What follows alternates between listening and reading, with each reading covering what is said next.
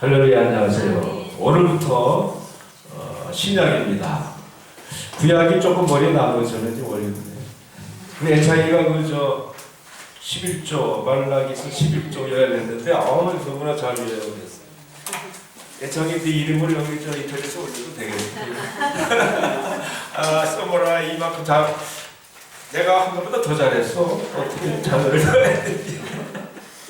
이걸 보면 아마 11조에 대해서 바르게 이야기 쉬울 것 같습니다.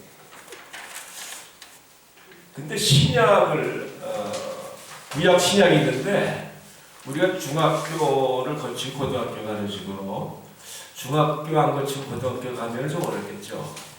구약을 모르고 신약을 이해한다는 건 거짓말입니다. 왜냐하면 신약의 모든 얘기가 전부 다 구약에서 예언한 거가 이루어졌기 때문에 이렇게 나오거든요. 근데 오늘 이제 사복음, 마태, 마가, 누가, 요한복음, 사복음이라고 그러는데 우리는 그런 얘기 하잖아요. 처음에 교회 나오면 사복음 읽어보라고 마태부터. 근데 성경 지금 신약에서 제일 어려운 부분이 어딘지 아세요? 사실은 요한계시록보다 사복음이 제일 어려워요. 요한복음은 조금 차원이 다릅니다. 마태마가 누가는 공간복음이라고 해가지고 똑같은 사건을 놓고 세 명이 이렇게 본 걸 기록되어 있는데 이 사복음에서 구원의 교리를 얻는다고 생각하면 무지하게 어려워요. 왜 그럴까요? 초신자들은 갈라디아서나 로마서가 좋아요. 근데 사복음에서 내가 구원의 교리를 얻겠다. 굉장히 어렵습니다. 그 어려운 이유가 지금 예수님 지금 사복음에 시대가 몇 개 시대가 나오냐면 율법 시대가 나옵니다. 율법 시대. 그 다음에 예수님 시대. 예수님이 BC 한 4부터 AD 한 30년까지 약 33살 반 뭐 이렇게 얘기를 하는데 그 다음에 예수님 시대 다음에 교회 시대가 나오죠. 교회 시대가 끝나면 이제 환란 시대가 나옵니다. 이 환란 시대가 마태복음 28장이에요. 24장. 그래서 25장. 그 다음에 이제 천년왕국. 천년왕국인데 이걸 지금 성경에서는 천국이라고 해요. 천국. 영어로 킹덤 of heaven. 이 천국하고 하나님 나라, 킹덤 of God. 똑같긴 똑같은데 이쪽이 좀 커요. 그러니까 지금 이 천국 개념도 헷갈리고 하나님 나라도 헷갈리고 하니까 이게 여기서 교리 찾는다는 건 굉장히 어려운 겁니다. 그 다음에 이제 하나, 둘, 뭐 하나 더 한다면 이거죠. 하나님 나라. 지금 이렇게 6개의 시대가 나옵니다. 갈라디아에서 로마서는 어느 시대만 나올까요? 교회 시대만 나와요. 그러니까 우리 교회 시대에 살고 있잖아요. 근데 지금 예수님이 율법 시대 사는 거 마태복음 23장 지난번에 11절 할 때 얘기했지만은 바리새인들하고 이제 이렇게 식사를 하는데 손을 안 씻었어요. 그러니까 바리새인들이 깜짝 놀랍니다. 왜냐하면 율법에는 정결법이라고 식사할 때 손을 씻어요. 한 식사할 때 손 씻는 게 좋죠. 그러면서 자기들이 11조도 내고 율법을 지킨다 그러니까 예수님이 너희들 11조 너희들 지키는 율법 시대니까 너희들 지켜라. 그러니까 예수님 시대가 끝나고 나서 교시대인데 예수님이 율법 시대에 같이 사신 거죠. 그러니까 예수님은 율법 시대이기 때문에 율법에 대해서 말씀을 많이 하시고 예수님 시대에는 얼마나 안 되는데 몇 가지 우리가 구분해보면 재미난 구분을 하죠. 자, 성전. 율법 시대 성전은 어디예요? 여기에 예루살렘 성전이죠. 예루살렘 성전. 근데 예수님 시대는 예수님이 뭐라 그랬어요? 성전이 누구라 그랬어요? 야, 예루살렘 성전을 허물라 그러면 3일 만에 내가 다시 세우시리라 이 말이 예수님 죽은 다음에 예수님 자신이죠. 근데 교회 시대 성전은 누구예요? 그렇죠. 성도. 성도 속에 성령이 계시니까. 뭐 요까지 요 다음부터 교회 시대 마찬가지예요. 그러면은 제사장이 누굴까요? 제사장. 죄상. 자, 율법 시대는 대제사장이 동물의 피로 희생제를 드렸죠. 희생제물을. 예수님 때는 누가 제사장이에요? 예수님 자신이잖아요. 그 다음에 우리 성도는 요 교회 시대는 제사장이 누구예요? 제사장이 성도가 제사장이죠. 우리가 제사장이에요. 대제사장은 누굴까요? 대제사장. 예수님이죠. 예수님이 지금 하늘에 계십니다. 그래서 우리가 죄를 지면은 뭐라 그랬어요? 요한일서 1장 9절에 보면 우리가 하나님 이쁘시고 그래서 우리가 우리 죄를 자백만 하면은 하나님이 우리 죄를 깨끗이 해주신다. 그건 정확하게 하시는데 지금 죄 있는데 카톨릭은 누구한테 가서 죄 사함 받아요? 신부한테 가서 권성사잖아요. 그거 아니. 우리는 직통한다 그랬어요. 히브리서 4장 16절에 보면 내가 때때로 하나님께 자기 하심과 국민하심을 얻기 위해 하나님 보좌에 나가라. 그러면서 히브리서 10장 19절에 어떻게 나가는가? 예수 그리스도 피를 힘입어 아버지 하나님 보좌에 담대 나갈지니라. 아무 때나 우리는 하나님께 나갈 수 있어. 왜 나갈 수 있을까요?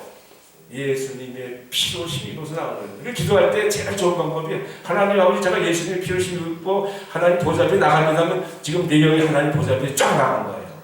그 앞에서 하나님 자비와 공의를 베풀어 주십시오. 하나님이 안 들어줄 수가 없어요.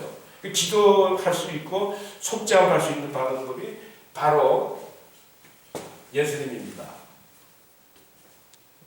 지금 이런 시대에 예수님이 율법 얘기 하시죠. 율법 지키라. 그 다음에 예수님에 관한 얘기를 하고 교회 시대 얘기를 많이 하죠. 교회 시대 얘기가 이제 마태복음 13장부터 20장까지 나옵니다. 그러니까 마태복음 13장부터 20장까지는 교회 얘기예요. 그 전에는 교회 얘기가 아니에요. 그 다음에 이제 환난 시대 요거는 교회 마지막 때입니다. 교회 끝. 요게 이제 요한계시록을 요약해 놓은 거라고 그랬어요. 요게 굉장히 귀중한 겁니다. 마태복음. 그 다음에 이제 천년왕국. 천년왕국이 천국인데 이게 천국 복음이 나오죠. 천국 복음. 이 천국 복음이 우리가 얘기하는 이 뭐 죽어서 가는 그 복음이 아닙니다. 무슨 복음일까요? 천년왕국에 들어가는 복음이에요. 그래서 산상수에 보면은 마음이 가난한 자는 복이 있나니 천국이 저희 것이요. 그렇죠. 의를 위해서 핍박받는 자는 복이 있나니 천국이 저희 것이요. 이 사람들이 어디 들어간 사람들이에요? 천년왕국에 들어간 사람이에요. 천당 가는 사람이 아니라고. 그러니까 이게 그러니까 어려울 수밖에 없죠. 그래서 사실 사복음 이거는 신약 다 보고 나서 보면은 이해가 돼요. 신약을 다 보고 나서. 굉장히 엄청나게 어려워. 그러니까 여기서 은혜를 받아야 예수님이 순환, 그다음에 십자가 들어가시고 부활하고 이런 사건들에 대해서 쭉 나오는데 은혜를 받는데 어떻게 하면 구원받나? 이 교리를 찾기라는 것은 혼자서 찾기라는 건 무지하게 어려운 거예요. 그래서 그런 걸 아시고 오늘 이제 마태, 마가, 누가가 다 똑같은 지금 예수님의 전기는 아닙니다. 예수님의 행적을 기록한 건데 일종의 다큐멘터리인데 다큐멘터리를 이렇게 찍었다고 보면 되는데 제일 아주 좀 무뚝뚝하게 막 만들고 그냥 다큐멘터리 보면 줄거리가 없잖아요. 그냥 그게 마가입니다. 근데 왜 마가가 그렇게 예수님이 자세하게 알았냐면은 베드로가 얘기한 거를 마가가 기록한 거예요. 마가복음. 사실 마가가 썼지만은. 근데 마태는 예수님 제자입니다. 그러니까 예수님 사복음 중에 공관복음 중에서 제자가 쓴 거는 마태밖에 없는데 마태가 그 당시 로마 시대의 세리였어요. 그러니까 유대인들이 세리를 제일 미워합니다. 우리가 일제 시대 때 그냥 일본 한국 사람으로서 일본 순사 해가지고 한국 사람들 괴롭히는 미워한 식으로 로마 때 로마에 앞장서가지고 이제 세금을 포탈하니까 세리가 미워했는데 제리가 똑똑했겠어요? 똑똑하지 않았겠어요? 똑똑했지. 공부 많이 했지. 그러니까 제법 마태복음은 마가복음보다 훨씬 멋있게 썼다 그래요. 실제로 이제 그 헬라어를 아는 사람들이 아람어로 썼다고 하는 얘기도 있고 그런데 굉장히 문체가 좀 아주 좀 멋있다 그러는데 같은 사건을 놓고도 사복음을 준 이유가 있어요. 마태는 성령이 감동을 씌워줬는데 감동을 씌워진 건 하지만 그 사람의 관점에 의해서 많이 이제 작화가 됩니다. 마태는 예수님이 구약의 그 메시아라는 것을 유대인한테 증거를 한 거예요. 그게 바로 메시아다. 근데 구약에 나와 있는 메시아는 어떻게 나오냐면은 다윗의 후손 중에서 딸과 같은 왕권을 물려받아가지고 왕국을 세울 분이다. 그러니까 거기에 대한 개념은 하나님의 아들이라는 개념은 좀 없었고 딸과 같은 멋있는 왕이 나타나가지고 이스라엘을 회복할 거다. 이런 개념이 큰 거예요. 그게 이제 그래서 바로 구약의 메시아에 대해서 300 몇 개가 지금 예언이 되어 있는데 그 300 몇 개를 고스란히 전부 다 실현이 됐다. 예수를 통해서. 그래서 예수님이 바로 메시아다. 이걸 증거를 한 겁니다. 그 다음에 이제 아까 말한 마가는 예수님이 메시아인데 조금 짱보여가지고 하나님의 아들인 것 같다. 이거가 너무해요. 그 다음에 누가는 헬라 사람이라 제자도 아닙니다.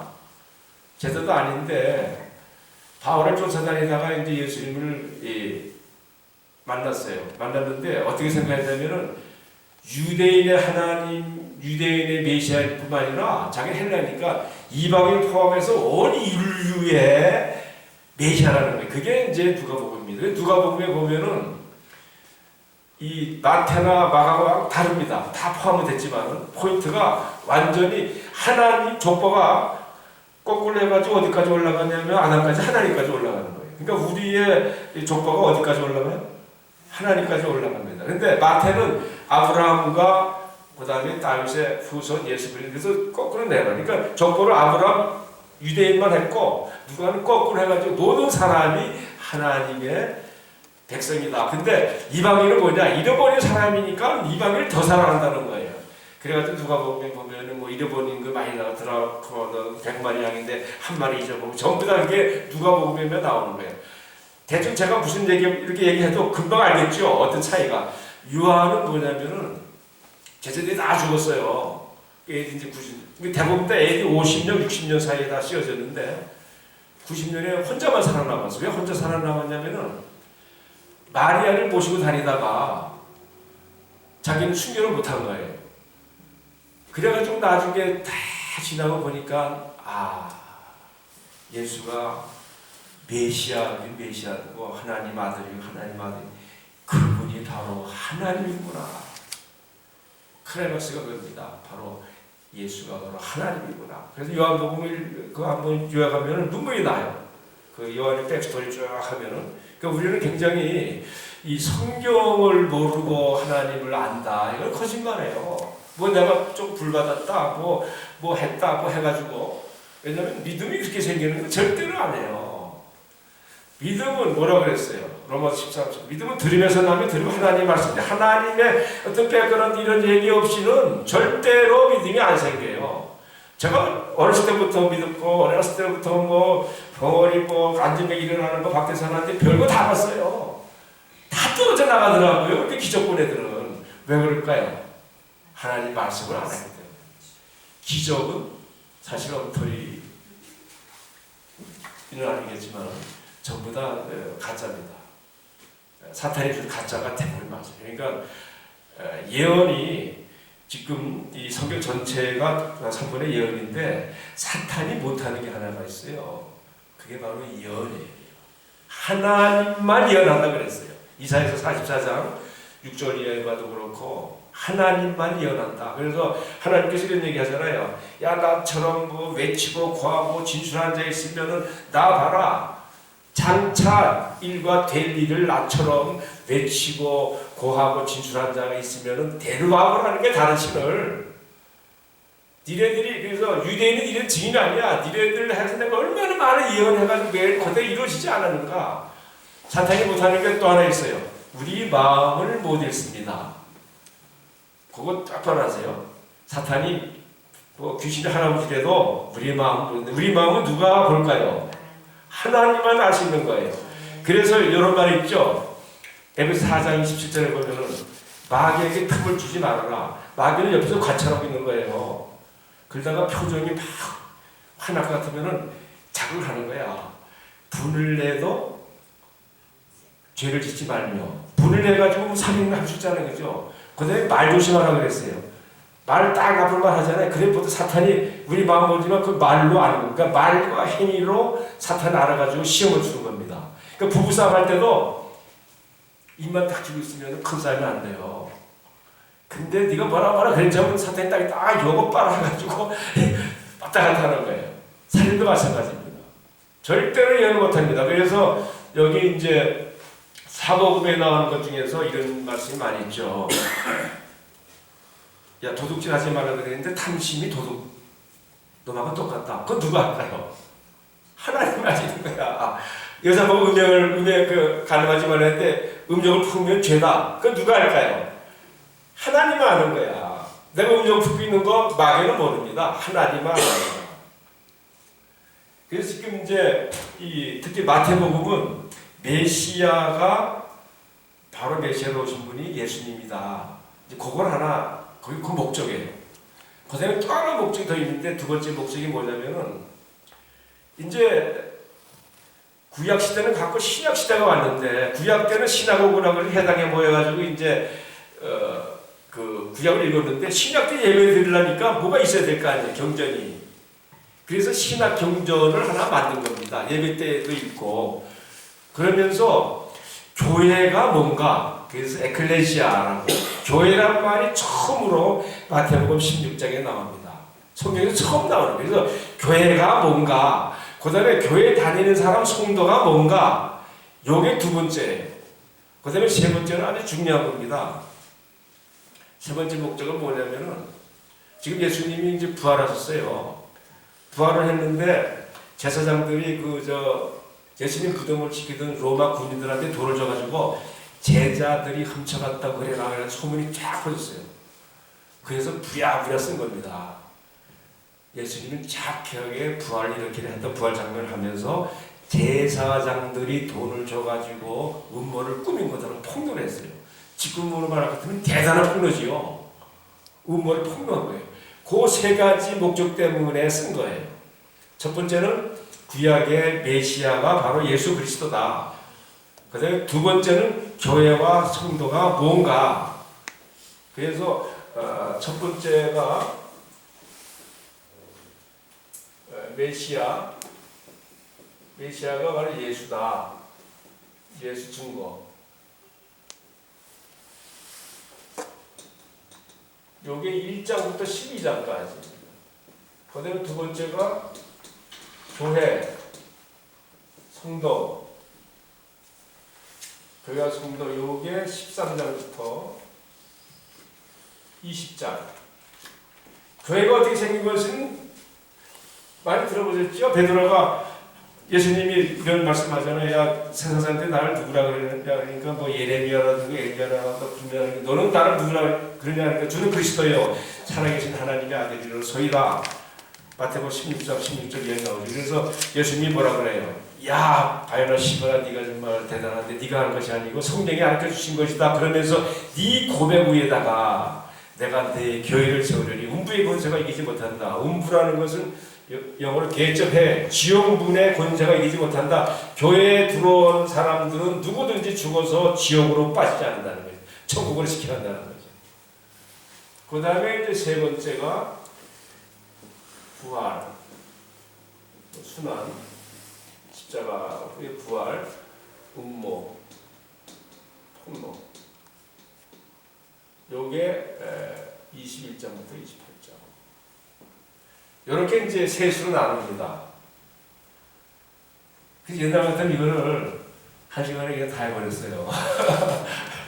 그래서 우리 신목사님과 이제 왜냐면 성경을 대충 아는 사람들한테 왜냐면 제가 이제 캐럿이나 국회 신에 오래 믿은 사람들이라 써무라 해주기 위해서 그렇게 했는데, 근데 이제는 너무 그 라프해서 이렇게 요거 하나, 요걸 하나 하고 요거 하고 이제 세 부로 나눠서 하려고 합니다. 그래서 오늘은 요거 하나만 하겠습니다.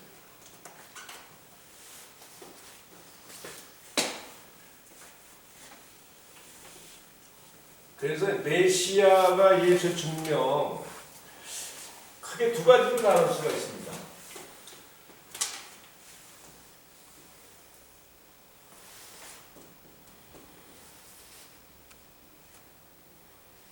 메시아 예언 실현 된 게 바로 예수님이다.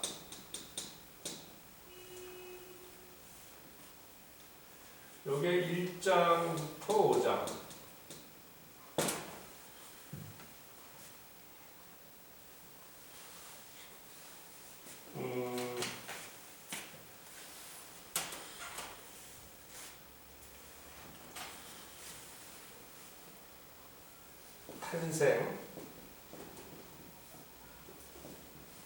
탄생 관련 예언. 그 다음에 두 번째 사역 준비 관련 예언.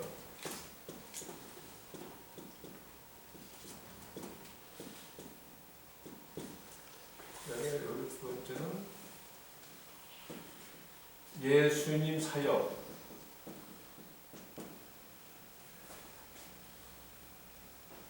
사역을 통한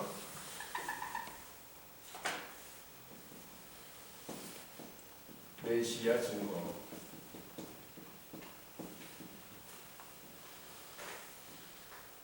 요거가 6장부터 12장까지.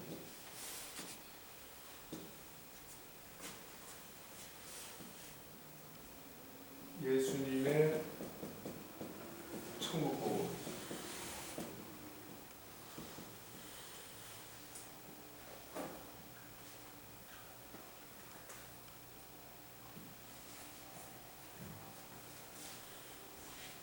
표적 10개. 8장, 9장. 귀신 축출. 귀신적인 사역. 크게 이렇게 나눌 수가 있어요. 메시아에 대한 예언인데 탄생 예언 있고, 그 다음에 사역 준비 관련 예언 있고, 그 다음에 사역을 통해서 이제 메시아를 증거를 합니다. 그래서 천국 복음 전할 때 표적 가지고 탄생 예언에 세 가지가 나오는데, 족보가 아브라함과 다윗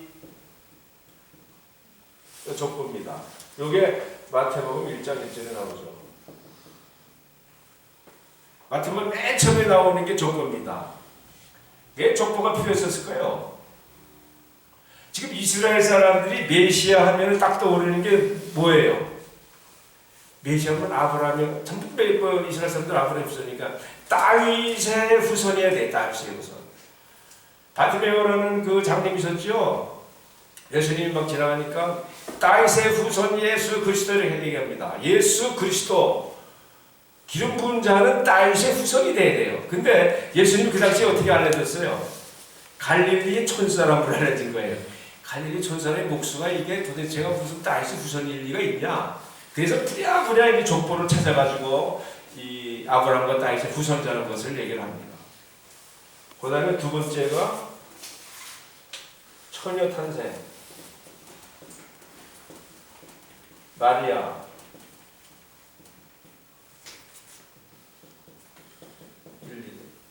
이 마리아 탄생은 아주 중요합니다. 왜냐하면 이사야가 7장 14절에 얘기를 했죠. 처자가 잉태하여 아들을 낳으리니 임마누엘이라 하리라. 임마누엘은 하나님 우리와 함께 계시다. 그래서 이 메시아는 처녀가 탄생을 해야 돼. 그래서 이제 마리아 요 사건을 집어넣습니다. 그러면서 이제 천사가 나타나가지고 이렇게 얘기를 해주죠. 그 다음에 세 번째, 탄생 장소. 베들레헴. 마 2장 5절. 왜냐면 지금 갈릴리 출신이라고 그랬죠. 요한복음 1장에 보면 이런 얘기 있어요.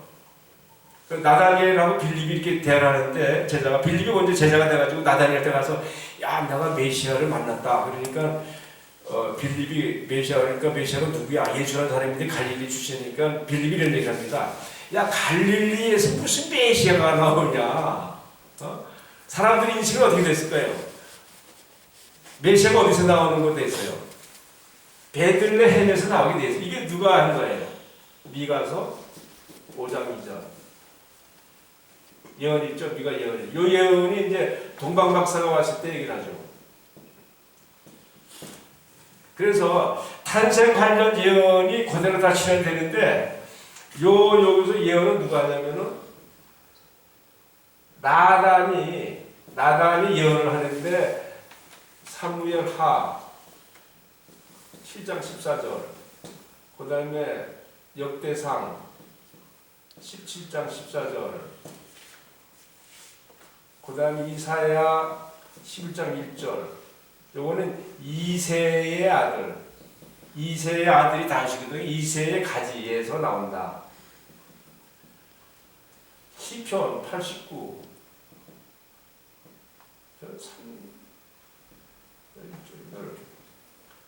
그러니까 지금 아브라함과 다윗과 이새 후손에서 예수 그리스도 메시아가 나와야 된다. 이게 성경 전체에 무지하게 많이 제가 몇 가지만 예만 들었는데 굉장히 많이 나오기 때문에 이스라엘 사람들은 메시아는 하여튼 여기서 특히 다윗의 후손에서 나와야 됩니다. 그래서 요거를 제일 중요하기 때문에 족보를 제일 먼저 찾았는데 제가 보기에는 마태이기 때문에 찾았을 것 같아요. 왜냐하면 에스라라든가 이런 데 보면 족보가 좀 나오거든요. 그러니까 여기저기 쫓아다니면서 틀림없이 예수 그리스도가 예수님이 바로 다윗의 후손이라는 것을 확실히 갖고 찾아가지고 거기다 올린 겁니다. 그러니까 마태가 굉장한 노력을 했겠죠. 마태가 아니었으면 사실 족보 찾기 어려웠을지 몰라요. 이것을 이제 족보를 찾아가지고 봐라 아브라함과 다윗의 아브라함의 후손이라는 것은 창세기 22장 절인가 보면은 아브라함이 이제 이삭을 바치잖아요. 모레산에다가. 그래서 하나님께서 뭐라 그래요? 막 칼로 이렇게 이제 번제를 드리려고 그랬는데 뭐라 그럽니까? 양을 잡아주면서 야 이제 너가 내 말에 순종했으니까 너에게 축복하는데 네 후손 가운데 네 씨 가운데서 천하 만민을 구할 자가 나타날 거다. 그러니까 아브라함의 후손, 다윗의 후손. 그래서 이 족보를 맨 앞에 집어넣은 겁니다. 그러니까 예언이 그대로 이루어졌다는 거죠. 왜냐하면 바로 예수님이 다윗의 후손이고 이새의 후손이기 때문에. 그런데 처음에 탄생도 굉장히 중요한 게 창세기 3장 15절에 이런 얘기가 나옵니다. 아담과 범죄를 하잖아요. 그래가지고 이제 하나님께서 사탄을 벌 주고 그 다음에 아담하고 하와에게 이제 돌을 주면서 뭐라 그러냐면은 여자의 후손이 나옵니다. 여자의 후손이 남자가 아니고 여자의 후손이 바로 사탄의 머리를 깰 거다. 그 다음에 이제 이사야가 7장 14절에 처녀가 잉태의 아들을 낳으리니 그래서 이제 마리아 사건을 집어넣은 거죠. 마리아를 집어넣어가지고 이제 마리아가 성령에서 임신을 했는데 요셉이 이제 정혼을 해가지고 파혼을 하려고 하니까 천사가 나타나가지고 뭐라 그러냐면은 야 성령에 의해서 잉태가 됐는데 이것은 이사야가 600년 전에 이사야 10장 14절에 예언을 해놓은 거야. 그러니까 네가 부인으로 맞아들이는데 절대로 두려워하지 말라. 그래가지고 이제 부인으로 맞아들이는 거죠. 그래서 처녀 탄생도 그대로 성령대로 이루어졌다는 거죠. 그 다음에 베들레헴도 마찬가지입니다. 마태복음 2장 5절에 보면은 지금 이제 동방박사들이 와가지고 물어봐요. 거기서 지금 구세주가 나타난다는데 어딘지 압니까? 그러니까 헤롯이 서기관들한테 야 그런 얘기가 있어. 그런 얘기가 서기관들이 금방 미가서 5장 2절에 있습니다 하고 얘기를 해요. 근데 헤롯은 왜 죽이려고 그랬을까요? 2살 이하짜리 다 죽였잖아요. 그죠? 동방박사들이 이제 베들레헴 찾아갔어요. 별 보고. 그리고 돌아오면서 들리라고 그랬는데 천사가 나타나가 들리지 말라고 그래가지고 그냥 다른 데로 갔죠. 그래서 화가 나가지고 모르니까 베들레헴에 가서 두 살짜리 이하는 다 죽였어요. 왜 죽였을까요? 아니 성경에 미가가 한 500년 전에 한 600년 전에 예언해서 그대로 나타났으면 대단한 거면 믿어야 할 텐데 왜 죽였을까요? 두 가지 이유가 있어요. 제가 보니까 헤롯은 사탄한테 사로잡힌 사람이에요. 그죠? 그 다음에 죽여도 된다고 생각했으니까 사람이라고 생각해요. 사람이라고. 왜냐면 지금 사울한테 다윗이 막 도망다니면서 했잖아요. 그죠? 메시아긴 메시아인데 사람인 줄 알았던 거예요. 하나님이 이 땅에 오신 걸 몰랐던 거예요. 그래서 탄생 예언은 100% 이루어집니다. 지금 300개가 있는데 예언이 300개가 있는데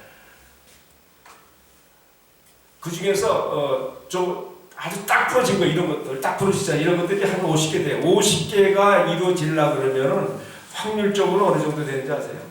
미국의 피터 스토로라는 교수가 계산을 해봤어요. 그 유명한 얘기입니다. 피터 스토로 10에 157승분의 1 이거 무슨 말인지 알겠죠? 10에 157승이면 어느 정도 되는지 아세요? 우리가 지금 1쪽은 10에 12승 격이 10에 16이고 그 다음에 불가사의가 숫자예요. 불가사의 10에 64승 그 다음에 무량수저니까 10에 그게 60 몇 개밖에 안 돼요. 이거는 불가능해 불가능. 그러니까 이런 예언이 예수님이 구약에 나오는 예언대로 할 수 있다는 건 거의 불가능하다는 거예요. 그러니까 예수님이 메시아가 아닐 수 없다는 거죠. 저는 사실은 공부한 게 미국에서 공부한 게 사실 그 프레딕션이라고 가지고 예언이 아니라 예측이었어요. 그러니까 뭐 컴퓨터 시뮬레이션 해가지고 예측을 하다 보니까 기껏 해봐야 뭐 맨날 예측 못해요. 유명한 그 경제학자들도. 근데 이건 100년, 200년, 1000년, 2000년, 3000년까지도 예언이 됐어요. 성경 보고 손 안 둘 수가 없어요. 저는 예언 때문에, 저는 전문입니다. 딱 예언 때문에 나는 하나님 믿게 된 거예요. 어렸을 때 믿었지만 그냥 믿은 거예요. 하나님이 살아계시다는 걸 아는 것은 딱 예언 때문에 그런 거예요. 믿는 사람마다 다 틀려요. 어떤 사람은 이것 때문에 믿고 어떤 사람은 이것 때문에 저는 예언 때문에 믿게 됐어요.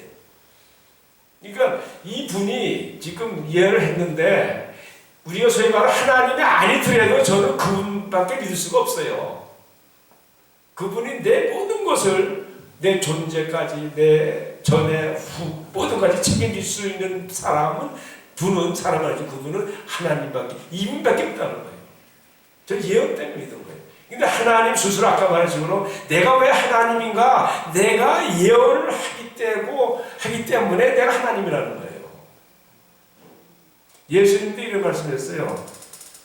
누가복음 24장 44절에 보면 내에 관한 기록들이 율법서면 신명기를 얘기합니다. 신명기 예수님에 대한 예언이 많이 나오고 신명기하고 그 다음에 선지서하고 시편에도 한 열 몇 개가 나와요. 그러니까 율법서, 신명기하고 예언서하고 시편에 나와 있는 그 예언대로 내가 와서 내가 메시아라고 증거를 합니다. 예수님 스스로도 내가 왜 메시아인가를 바로 예언 때문에 예언이 실현됐기 때문에 내가 메시아라고 증거를 하는 거예요. 그러니까 우리가 지금 뭐 이상한 기적을 봤다. 지금 하나님이 그거 보고 믿으라는 거 아니에요, 실제적으로. 왜냐하면 그 기적까지도 예언이 되기 때문에 믿으라는 거지. 그 기적 일어났다고 믿으라는 거 아닙니다. 여기서 나옵니다, 이제 이거. 이것도 카바하려면 어렵겠는데.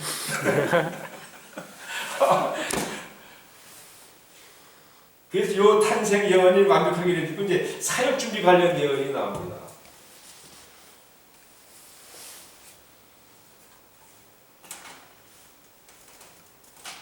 자, 사역 준비 예언은 그냥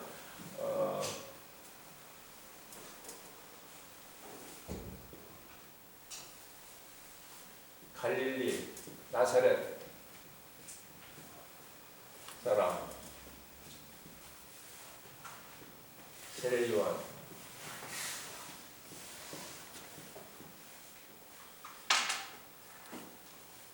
광야, 시험,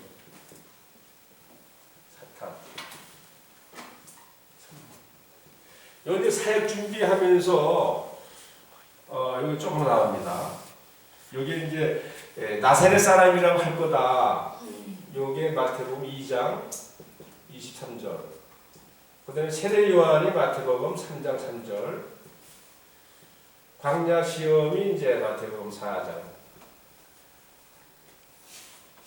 그래서 여기서 끝나자마자 이제 사역 준비 관련된 건데 마태복음에 이제 이게 왜 그러면은 베들레헴에서 태어났는데 왜 갈릴리 사람, 나사렛 사람이라고 불리게 되었는가 그 이유를 밝힙니다. 왜 이유를 밝히냐면은 헤롯이 죽이려고 그래가지고 어디 도망갔어요? 피신했죠. 이집트를 애국을 피신했다가 다시 돌아옵니다. 돌아오는데 그때 아겔로라는 사람이 아겔레오 이게 22장에 나와요. 마태복음 2장 22절. 아겔레오가 유다 지역에 분봉하고 있었어요. 헤롯이 죽자마자 아들들한테 이게 나눠줬어요. 4개 나눠가지고 유다에는 이제 아겔레오를 줬는데 이 아겔레오가 2장 22절 나오는데 이게 아주 악질입니다. 너무나 악질로 그래가지고 10년 하다가 폭동이 일어나가지고 쫓겨났어요. 그래서 로마에서 쫓아버렸어요. 그래서 이 아겔레오가 어디로 도망가냐면 집이 프랑스에 가지, 프랑스. 그때 고을 지방이라고 그래가지고 프랑스에 있는 유대인들 중에 요 아겔레오인데 요 아겔레오는 유대인이 아니고 누굴까요? 에도마이트주입니다. 유대인이 그러니까 우리가 지금 말하는 유대인 하면은 이스라엘 사람보다는 에돔 사람이 90%예요. 그 우리 쏟고 있죠. 언젠가 한번 했죠, 그죠? 오바데 할 때. 지금의 유대인은 90%가 야곱의 후손, 유대 후손이 아니고 에돔의 후손들입니다. 그래서 에도마이트 쭈라고 에도마이트 쭈. 요게 이제 프랑스 도망가고 여기 이 대신에 그 유다에 누가 왔냐면 누가 왔겠어요? 유다 총독이 누구예요? 빌라도가 내려온 겁니다. 그러니까 헤롯이 죽고 나서 아들한테 놀아서 갈릴리 지방, 이 지방, 유다 지방이 요거 아겔로가 아주 폭정을 해가지고 쫓겨나는 바람에 로마에서 가만히 생각하고 있는 거 그런 거는 뭐 헤롯한테 줄 필요 없다. 우리가 직접 통치를 하자. 그래가지고 총독을 내려보는 게 바로 이 사건입니다.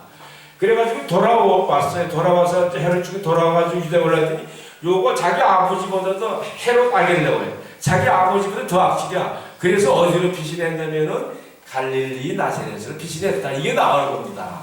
그래서 나사렛 베들레헴에서 태어났는데 왜 나사렛 이것을 해결해 줘야 될 거 아니에요. 이스라엘 사람들이 그 예수가 무슨 메시아라고 했는데 나사렛 출신이 근데 이게 메시아야. 베들레헴에서 태어나지. 근데 나사렛 간 이유를 설명을 해 주는 거예요. 그러니까 이 마태가 얼마나 스마트해요. 굉장히 멋있게 이끌어가죠. 그러니까 굉장히 설득력 있게 누가 들어도 그 예수님이 메시아일 수밖에 없는데 왜 나사렛 사람이라고 불렸느냐가 요게 예언이 된다고 그랬어요. 나사렛 사람. 요게 이사야서 11장 1절에 보면은 이새의 가지에서 태어난다. 이새가 다윗의 아버지죠. 이새 가지면은 요 가지라는 게 가지라는 그 말뜻이 그 말이 나자렛이 나자렛 히브리 말로 가지가 나자렛. 그래서 요 이세 가지 나사렛이라고 불린다는데 우연히 요 이름이 요 지명 이름이 돼가지고 나사렛이 불린다. 그러니까 이사야 예언이 이루어진 겁니다. 그래서 나사렛 사람이 된 거다. 베들레헴에서 태어나는 이것을 이제 해결해 준 거예요. 또 하나는 세례요한이 나타났는데 이게 예수님의 길을 인도하는 사람이라는데 이게 이사야서 40장 3절하고 말라기 3장 1절에 예언이 되어 있습니다. 광야에서 외치는 소리가 있는데 하나님의 길을 예비하는 자가 나타날 거다. 그 다음에 말라기 3장 1절에 보면 나의 사자가 나타나서 내 길을 예비하려니 그 후에 원약의 사자가 나타나리라. 이 두 군데 있어요. 그러니까 지금 유대인들은, 이스라엘 사람들은 하여튼 메시아가 나타나기 전에 꼭 나타나야 된다. 근데 말라기 4장 2절에 보면은 엘리야가 온다고, 엘리야. 근데 이제 유대인들이 좀 착각을 한 것 같아요. 요 말라기 4장 2절은 재림입니다. 재림 전에 이제 엘리야가 나타난다 그랬는데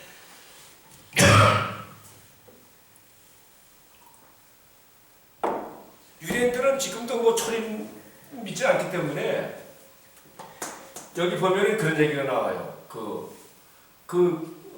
세례요한이 엘리야냐? 근데 예수님 조금 애매한 얘기를 하죠. 엘리야일 수도 있다. 근데 니네들이 만약에 믿기만 했으면 엘리야. 그러니까 만약에 예수님을 받아들였으면 어떻게 됐을까요? 예수님을 구세주로 받아들였으면 지금 은혜 시대가 없어집니다. 그때 그냥 천국으로 간다는 거예요. 그때에 이스라엘 왕국이 예수님 모시고 이제 탄생하면서 이 전체 지구가 예수님 통치가 되는데 그걸 안 받아들인 거거든요. 그래서 천년왕국, 천국, 이게 이 땅에서 꼭 이루어져야 되는데 누가 일으키냐면 땅에서의 후손으로서 예수님이 일으키게 돼 있는 거예요. 땅에서입니다. 천국이 이쪽 우리가 말하는 그게 아니고. 그러니까 지금 여기서 일어나는 모든 것들을 다 천국하면은 전부 다 천년왕국을 얘기하는 거예요. 그러니까 천년왕국이 어떤 면에서 지금 예수님이 오시면서 이루어지잖아요. 그죠? 그러니까 요 한 2000년 갭이 2000년이 사실은 그 2000년 때문에 우리가 천국 가게 된 거죠. 만약에 그 당시에 있어서 우리 태어나지 않았을 텐데 이거는 조금 이제 굉장히 초월적인 얘기인데 그 다음에 이제 광야 시험은 너무나 유명한 거죠. 그래서 마태복음 4장에 이제 세 가지 시험을 이기죠. 이 세 가지 시험이 물질 욕심, 그 다음에 명예욕, 권세욕입니다. 요게 바로 아담 해아가 실패한 거죠. 선악과 먹지 말라 그래 선악과 먹으면 뭐 도함직도 하고 먹음직도 하고 뭐 지혜롭게 할 만큼 탐스럽기도 하고 요 세 가지가 물질, 명예, 권세인데 요것을 극복한 게 요한일서 2장 15, 16절에 보면 이런 말이 있죠. 이 세상이나 이 세상에 있는 것을 사랑하지 말라. 이 세상에 있는 것을 사랑하면 하나님은 거기에 사랑이 없나니. 그러면서 이 세상에 있는 것은 육신의 정욕, 안목의 정욕, 이생의 사랑, 이것들은 다 없어지지만 하나님의 말씀만 영원하리로다. 그래서 요 사역 준비 요 세 가지, 요 광야시험 사탄을 이긴 게 지금 창세기 3장 15절에 보면은 여자의 후손이 바로 사탄의 머리를 깬다.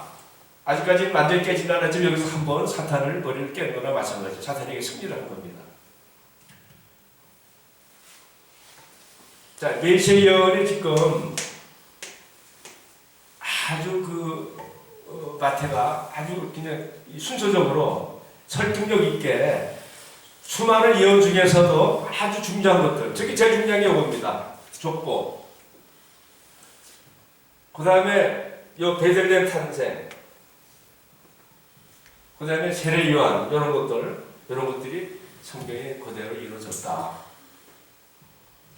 그 다음에 이제 예수님 이제 사역을 통한 메시아 성경인데, 이 천국 복음을 전하는 장면이 나옵니다.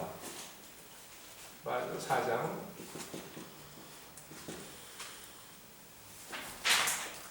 가버나움부터 전한다.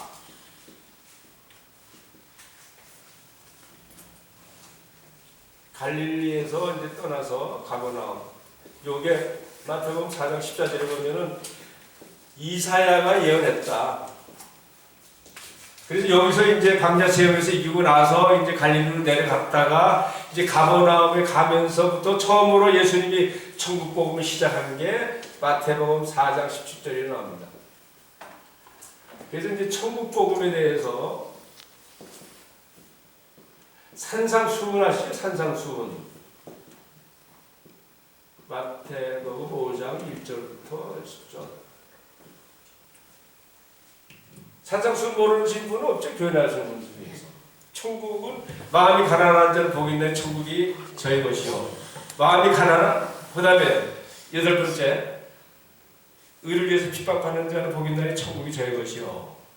지금 그거 가지고 천국 들어갈 수 있겠어요? 여기서 말하는 천국은 뭘까요? 아까 말한 대로 천국은 천년왕국이다. 지상왕국이에요. 지상.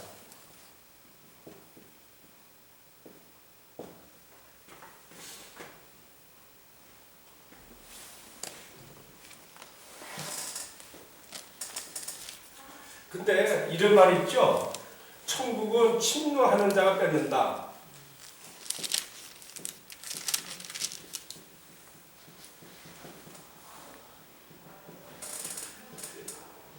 마태복음 11장 16절. 이거 들어보셨어요? 천국은 침노하는 자가 뺏는다.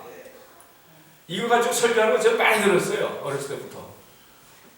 그 천국은 어떻게 하면 침노해서 뺏으라 이거죠. 그러니까 천국에 들어가기 위해서는 별짓을 다 해야 하는 거야.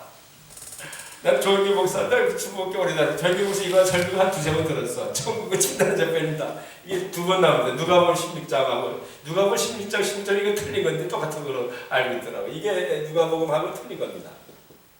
누가복음에는 천국이 아니고 하나님 나라는 하나님 복음 들은 자들이 막 밀려 들어간다. 공짜로 들어간다는 얘기고 이거는 뺏는다. 침노하는 자가 영어로 violator, 폭력군이라는 게 폭력자. 폭력자가 어떻게 천국에 들어갈까요? 이게 뭐냐면은 마태복음 23장 13절에 바리새인들한테 욕을 합니다. 이 독사의 새끼들이라고 그러면서 왜 독사의 새끼들이냐면 너가 천국도 못 들어가고 다른 사람도 못 들어가게 천국을 뺏고 있다는 거예요. 이거 굉장히 오해를 해요. 그러니까 지금 성경을 잘못 해석가지고 천국을 침노하는 자가 뺏으니까 천국을 심을 쓰고 악착같이 뺏어대니까 다른 교회에서 교회는 뺏어와야 되겠죠.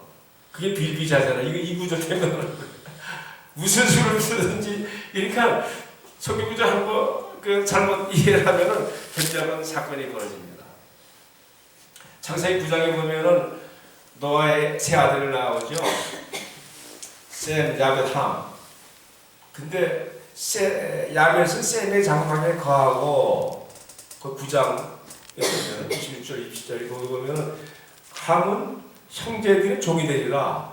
그래가지고 그 미국의 그 처음에 청교도들이 가서 그 할 때 흑인들 노예를 삼는 구절입니다. 그게 너희들을 깜빡이 너희들은 우리 종이 되라고 창세기에 나와 있어. 그 얘기가 사실은 아니죠. 그러니까 성경 한 구절을 잘못해가지고 이상한 일이 많이 벌어지는데 그래서 성경 한 구절을 사실 중요한 게 전체 분명을 봐야 되는데 이 전체를 보면은 이게 보입니다. 그 한 구절을 가지고 아무리 퀴트를 해봐도 안 돼요. 퀴트 위험한 거예요. 괜히 쓸데없이 퀴트하지 말아요. 저는 항상 퀴트하는 사람 완전 뭐 알고 퀴트하면 그냥 모르고 이게 무슨 말입니까? 계속 하다 엉뚱한 답을 얻어요. 그럴 바에는 성경 앞뒤를 자세히 읽어보면 답이 나옵니다. 그 다음에 표적이 10개 나와요. 이 병 고치는 겁니다. 병 고침. 병 고침 그 다음에 기적인데 이 8장 9장에 나오는 게 이제 문둥병, 그 다음에 소경, 덩어리, 혈루병, 중풍. 이거 전부 다 그 재미난 스토리라서 쭉 나오죠. 혈루병 걸린 여자하고 중풍 걸린 사람 이렇게 이제 지붕을 뚫고 내려가지고 고쳐주죠. 그 다음에 이제 베드로 장모 10병 고쳐집니다. 그 베드로는 장모가 하시니까 뭡니까? 결혼했죠. 장모가 있잖아요, 이게. 근데 카톨릭에서는 베드로 결혼 안 하고 초갑이라고 우기고 있어요. 여기 장모가 나옵니다. 마태복음 정확히 나와. 그 다음에 야이로 딸 살리지요. 야이로 당회장. 그 다음에 백부장 신하. 그 다음에 거라사인데 그 가다라라고 하던가. 가다라 귀신. 가다라 귀신 쫓죠. 미친 사람 귀신 쫓죠. 그 다음에 이제 폭풍을 잠재우죠. 그래서 대략 한 10개 됩니다.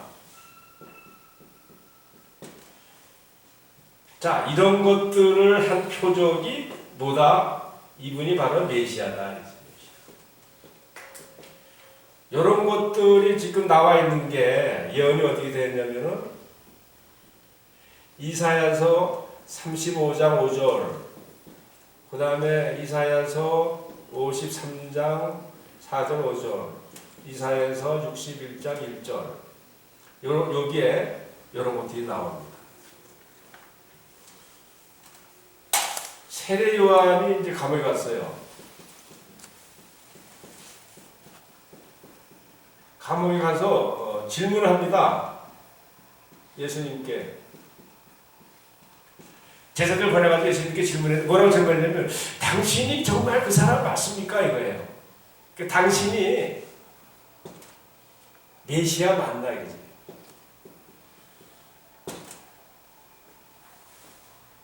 여기 11장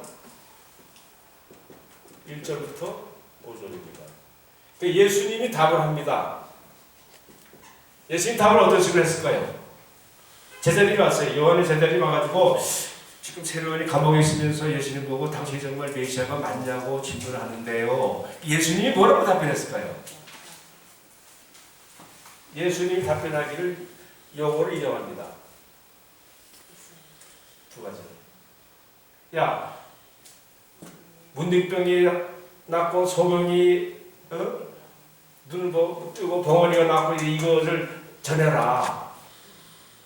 다른 말 안 했어요. 요 이사야가 예언한 거 요 표적들이 다 일어났으니까 나는 바로 메시아다. 내가 메시아다 이렇게 얘기한 게 아니고 이사야가 예언한 것들이 그대로 일어났다라고 얘기를 해라. 그래서 다음은 예언의 성취. 특히 이사야.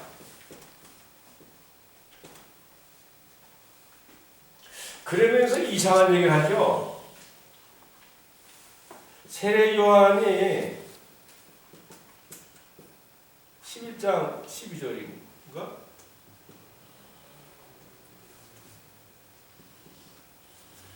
여자가 난 사람 중에서 가장 큰 자인데 천국에서는 제일 적은 자보다 더 적다. 천국서 제일 적은 자보다 더 적다. 저는 어렸을 때 이거 많이 들었어요. 세례요한 유치원은 지옥 같다는 거예요. 지옥 같다. 왜 그러냐면 천국에서 제일 적은 자보다 더 적으니까. 이거 어떻게 알고 계세요? 나 성경 공부할 때마다 이거 물어보는데 아무도 답을 못하더라고요. 옛날 한 10년 전에 KBS 할 때도 아무도 답을 못하더라고요. 지옥 간 사람을 사니까 어떤 목사님 지옥 갔다 그런 사람이 있다고 하더라고요. 저도 어렸을 때 지옥 갔다는. 이게 무슨 말일 것 같아요? 지금 세례요한은 예수님을 세례 줬어요. 그때 하늘에서 이제 베드로가 성령처럼 내려오고 한 음성이 들렸어요. 하나님. 이런 내 사랑하는 아들이다. 그러니까 그 장면이 기가 막힌 장면입니다. 성부, 성자, 성령이 세트로 나타난 장면이거든요. 인류 역사에 한 번밖에 없는 장면을 세례요한이 맛본 거예요. 그런데도 예수님을 못 믿은 거예요. 예수님이 할 수 없이 이거 가지고 얘기를 하신 거예요. 그래서 예수님이 사람이 사는 자 중에서 가장 훌륭한 자지만은 천국에서는 제일 적은 자보다 더 적다. 그러니까 천국에서 제일 적은 자보다 더 적은 거니까 지옥 간 거 아니냐. 아니죠. 이 천국은 어느 천국이에요? 지상 천국이라고 그랬죠. 지옥이 아니고 지상 천국. 그러니까 지상 천국에는 어떤 현상이 있냐면은 이사야서 11장 9절에 보면은 하나님을 예수님 그때 이제 통치하는데 예수님 아는 지식이 충만하다. 그러니까 어린애들까지도 예수님이 누구라는 걸 다 안다는 거예요. 지금 우리 TV 보면은 뭐 박근혜 대통령 나오면 우리 뭐 애들도 초등학교도 여면 다 알잖아요, 그죠? 그런 거예요. 근데 천국에서는 어린애들도 다 알 수 있는데 지금 세례 요한은 그걸 모른다는 거예요. 예수님에 대해서. 그러니까 천국에서는 제일 적은 자들, 그러니까 지금 지상 천국이 되면은 거기 들어가서 이제 모든 사람이 예수님 살 때 모든 사람이 다 충만히 앉고 이사야에서 10장 9절이 나옵니다. 요게 이제 천년왕국이에요. 지상 천년. 천국. 이때는 모든 사람이 어린애부터 높은 사람까지 다 전부 다 아는데 어린애보다도 더 모른다는 뜻이에요. 비유적인 얘기입니다. 지옥 같은 얘기는 절대로 아닙니다. 이게. 그 다음에 이제 귀신 축출 사건이 12장에 나옵니다. 여기 이제 마지막이죠. 그러니까 지금 예언의 마지막인데 귀신을 추출하면서 예수님이 이런 얘기를 해요. 귀신자를 쫓고 나서 귀신을 축출한 후에 귀신 쫓아나면 그 마음에 하나님의 나라라는 말씀, 하나님의 나라가 임했다. 이때 처음으로 하나님의 나라가 나옵니다. 천국이 아니고. 요게 12장, 마태복음 12장 28절, 20절에서 28절. 그러니까 하나님의 나라는 하나님이 통치하는 나라예요. 내가 지금 귀신들 괜히 쫓아가지고 바로 예수님이 천국을 여준 거예요. 천국이 아니라 하나님 나라. 우리가 지금 말하는 지금 성령이 들어와 있는 거죠. 그 얘기를 한 겁니다. 그러니까 이 하나님의 나라는 천국은 틀린 거죠. 그랬더니 바리새인들이 뭐라 그랬어요? 바리새인들이 예수님이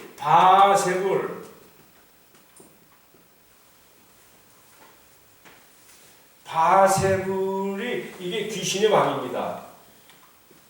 귀신 왕이니까 이게 사탄이죠. 바세불 힘입어서 쫓아냈다. 그래서 예수님이 뭐라 그랬습니까? 성령 해방.